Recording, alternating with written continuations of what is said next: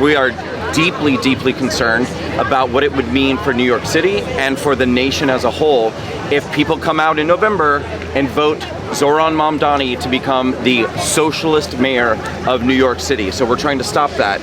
And we're here today to hopefully change as many hearts and minds as we possibly can so that that does not happen. How do you think he has gotten to where he has now? With so little experience, so young, never really held a firm job. What are your thoughts on that? Well, I think the answer to the question is part of the question itself, which is a lot of people in this country, and that includes people on the right, feel like we exist under a broken government system, and we're tired of electing career politicians. We're tired of electing the establishment over and over again, and I think people really are hungry for a change. That's not necessarily a bad thing. The problem is that opens the doors to a lot of people who aren't good for our country, aren't good for our city, to come in and offer that change to people under a system that does not work. And this is what I think he has done. So he's really appealed to young people. You know, we've got college kids in this country who are drowning under student loan debt, who feel like the American dream is not available to them. They think, well, I'm going to get out of college, I'm going to be in debt up to my ears, and then I'm never going to be able to afford to own my own home or afford to have a family or any of these other things. You've got minorities in this country who have been told for decades and decades by the leftist media that they exist in a system of oppression, a racist, white supremacist country. And this guy's coming in and saying, I see you, I hear you, I agree with you, and I'm going to give you everything for free. We're going to put the government in full control of your lives, and the government is going to pay for your rent, and it's going to pay for your groceries, and it's going to pay for your education, it's going to pay for your electricity, it's going to pay for your transportation. Don't worry, we're going to take care of everything. And it's this beautiful thing that we call democratic socialism. But democratic socialism is a lie. It takes vulnerable people and it lies to them. And that is exactly what Zohran has done. And that is why he's built sort of this cult following. I think in New York City, people are coming out and supporting him. It's because these are people who have legitimate concerns, they're legitimately suffering, but he's offering them solutions that don't work and ultimately are going to make their lives worse. And so that's what we're here today to talk about. You know, don't fall prey to the lies of democratic socialism. What kind of impact do you anticipate, if he is elected, his policies would have on New York City? I think that if he's able to successfully implement a lot of the things that he's saying that he's going to do, I think that how this is going to unfold is that there'll be a brief period of time where a lot of people who are suffering from these pain points feel some relief. And they're going, oh, wow, this is great. I am getting a lot of assistance from the government and things are easier. And then I think what's going to happen is that after a year goes by, 2 years go by, what they're going to find is that government-run grocery stores have empty shelves.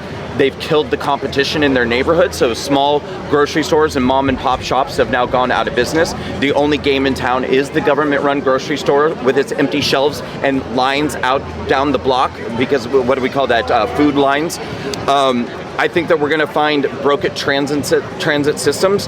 He's offering, free buses, free this and that. Well, and he's also saying that he wants to defund the police and decriminalize misdemeanors and things like that. So I think we're going to find public transit systems that are broken down, that don't work. People can't get anywhere on time, and when they are able to get on broken systems, they're being assaulted. I think crime is going to skyrocket, and I think that people are going to find that they don't have police or people that they can call when they need help. And in addition to that, I think that rents are actually going to skyrocket, not stabilize and not lower, because he might be able to successfully implement rent freezes or things like that for a small portion of people, but that's going to drive everybody else's rent up. And so I think it's going to end up causing mass poverty and a lot of really terrible living conditions for people who he's promising to help. Brandon, you moved back to New York to take on this campaign. That's a huge mantle that you've taken on your shoulders. Why is this issue, this race, so personally important to you? Well, I used to be a liberal. I used to be on the left, and so I saw very clearly about 8 years ago the lies and deception and manipulation and exploitation of the political left. Unfortunately, the things that I saw that drove me to walk away have actually gotten worse, not better. And you look at this party that really had an opportunity to correct course and say, we've gone too far left, we've become too progressive, too extreme, but instead I think they have lost complete control to the progressive sect of their base. And so now they're kind of lost and stuck, with these radicals who have overtaken their party. I feel like I have seen that, but I've also lived and experienced, I went through a very, very hellish experience for 4 years under the Biden administration. And under the Biden administration, I was mass deplatformed by social media, by banks, payment processors, email services, and all of this was done to me under this tolerant, progressive left, because they essentially deemed me to be a subversive person, when in fact, as an American, it's my right and my duty to challenge my government. And so I know firsthand what it means to exist under a system where if you challenge the government, they will take the power that they have and make it impossible for you to exist and to live your life. And that is why I think it is so dangerous to give the government more power. And that is what Democratic Socialism does. Those are great answers. Thank you very much. Good luck today. Thank you. Thank you. Hey, one more question. Sorry, you were like, shut up, shut up. One more question. Are you ready to endorse any other candidate for New York City mayor right now? I'm not, because I believe right now my primary mission is to stop Mamdani, and I have to see what situation we end up in. Are we going to end up in a 1 against 1, or is nobody going to drop out and it's going to be 5 against 1? So I have to see where this goes before I put my support publicly behind anybody. What would you say to people? What do you say people get wrong about socialism? What did they get wrong about socialism? Why do people vote for it? Oh, sorry. I thought you meant opponents of socialism. I'm like, nothing. No, I think what people who are supporting socialism get wrong about it is that they think that it's a kind and compassionate system that basically expands government safety net programs to help more people. I mean, it sounds very kind. It sounds very compassionate. If you ask most people who support socialism, what they'll tell you is, well, look at SNAP, look at government housing, look at welfare. These are all programs that help people, so why would we not want to help people and expand those programs?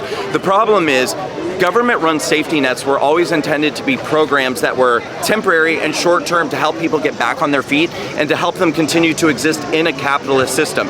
They weren't supposed to be dependencies that people would live on for the rest of their lives, and then their children and their grandchildren becomes a generational government dependency. This is not what they were supposed to be there for. But this is what socialism is going to do. It's going to expand all of these programs, but it's going to make everybody dependent on the government. And when you make everybody dependent on the government, everything falls. People lose their desire to achieve, to strive, to grow, because basically we're penalizing success. We're saying if you become too wealthy, too successful, we're going to take all of your money and we're going to give it to everybody else who isn't as successful as you are. So it de-incentivizes success, and it actually makes people dependent on the government. Y'all be having the same problems. Wait a second. No legs, no heart. Thank you. I apologize. I'm very short, guys. Hi. We got a lot. She said, well, what the hell? I mean, what does it mean to be an American if we're not going to stand up and fight? Because one of the people who said to me too, this guy's going to take over your city, and within a year, New York City is going to be London. Hear another word about how difficult this fight is going to be. I pray that we will all see through his big smiles and know that we cannot have a London mayor in New York City.